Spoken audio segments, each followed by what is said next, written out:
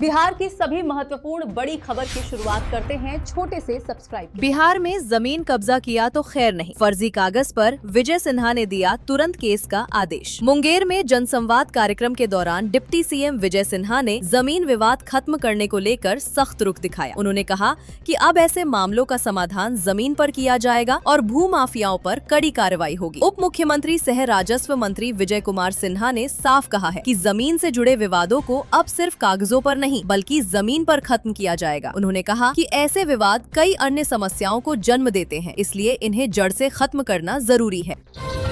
मुजफ्फरपुर से नेपाल तक 400 KV DC transmission line Bharat Nepal ऊर्जा सहयोग को नई गति देगी। ये परियोजना उत्तर बिहार की बिजली व्यवस्था को मजबूत करेगी, जिससे मुजफ्फरपुर, सीतामढ़ी, मधुबनी और दरभंगा जैसे जिलों में स्थिर और विश्वसनीय बिजली आपूर्ति सुनिश्चित होगी।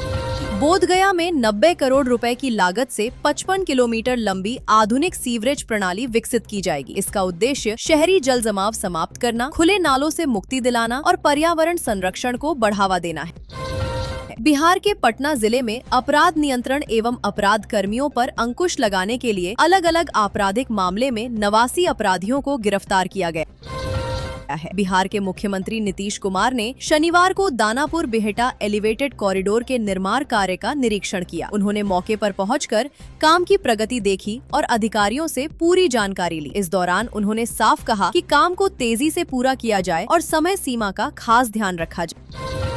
टीआरई 1 से 3 तक के 4000 शिक्षकों की कुंडली खंगाल रहा विभाग। शिक्षा विभाग ने शुरू की जांच। बिहार के सहरसा जिले में कुछ शिक्षक जांच में फर्जी पाए गए हैं। जांच में उनके प्रमाण पत्रों में गड़बड़ी पाई गई है। इससे उनकी नौकरी पर खतरा मंडरा रहा है। पिछले 3-4 साल में बीपीएससी के जरिए टीआरई 1, टीआरई 2 और टीआरई 3 के तहत करीब 4000 से ज्यादा शिक्षकों की नियुक्ति हुई थी। इन सभी शिक्षकों के डॉक्यूमेंट्स की जाँच की जा रही है। इसी दौरान कई ऐसे मामले सामने आए हैं जहाँ फर्जी सर्टिफिकेट के आधार पर नौकरी हासिल की गई।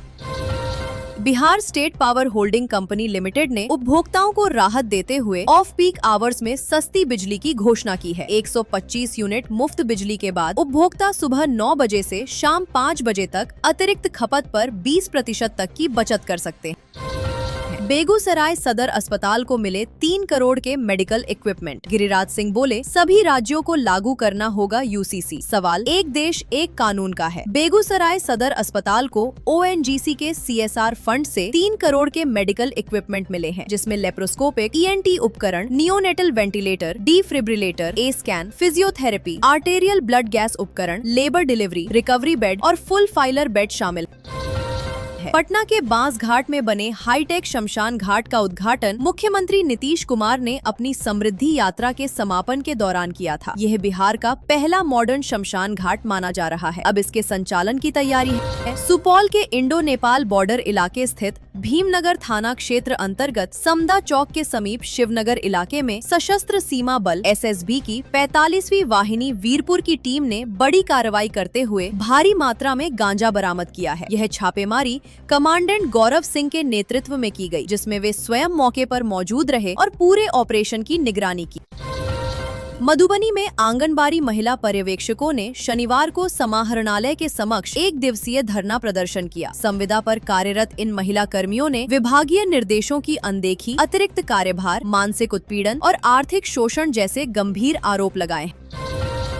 सहरसा नगर निगम ने शहर को जल जमाव की समस्या से निजात दिलाने के लिए एक विशेष अभियान शुरू किया है। यह अभियान 30 अप्रैल तक चलेगा, जिसमें शहर के विभिन्न इलाकों में नालों की सफाई पर विशेष ध्यान दिया जा रहा है। इसका उद्देश्य बारिश के मौसम में जल निकासी व्यवस्था को सुचारू बनाना है। नालंदा पुलिस को साइबर अपराधियों के खिलाफ चलाए जा रहे अभियान में एक बड़ी सफलता हाथ लगी है। पुलिस ने गुप्त सूचना के आधार पर बिहार थाना क्षेत्र के गुफा पर स्थित 1-2 मंजिला मकान में छापेमारी कर किराए के कमरे में रह रहे 5 शातिर साइबर ठगों को धर दबोचा।